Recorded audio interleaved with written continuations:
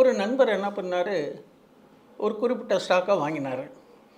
வாங்கிட்டு சார் அந்த வெலை லாபம் வந்தது விற்றுட்டேன் அப்படின்னாரு. ஏன் இதுக்குள்ளே விற்றீங்க, என்ன சமாச்சாரம் அப்படின்னு கேட்டதுக்கு அவர் என்ன சொல்கிறார், சரி எனக்கு கிடைச்ச லாபம் வெளியில் வந்துடுது போதும்னு சொல்லிட்டு, மறுபடியும் அவரே எதிர்பார்க்கல, சில செய்திகளின் அடிப்படையில் அந்த ஸ்டாக் மறுபடியும் மேலே ஏறி ஏறி போய்கிட்டே இருக்கிற போது அவர் என்ன பண்ணார், மறுபடியும் அதிக விலையில் போய் வாங்கினார்.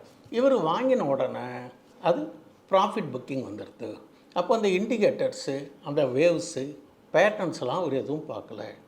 ஒரு நிறுவனத்தினுடைய அந்த ஸ்டாக்கினுடைய விலையை மட்டும் பார்ப்பது என்பது ஒரு ஆரோக்கியமான வர்த்தகம் இல்லைங்கிறதுக்காக இதை சொல்ல வரேன்.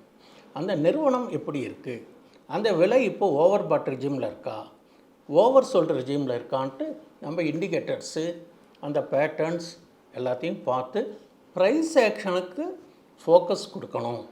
ப்ரைஸ் ஆக்ஷன் பார்த்து நாம் இந்த விலையில் வாங்கினா இந்த விலைக்கு வந்தால் இவ்வளோ பர்சன்டேஜ் லாபம்னு விட்டுருணும். திரும்பி அதிலே போய் ரீஎன்ட்ரி ஆனாலே, ஒரு ஸ்டாக்கை எப்போ நம்ம வாங்கி விற்றதுக்கப்புறம் மறுபடியும் அதே ஸ்டாக்கு ரீஎன்ட்ரி ஆகும்போது அதுக்கான ப்ராஃபிட் புக்கிங் வரும்போது அது இறங்கிறதுக்கு வாய்ப்புகளும் உண்டு.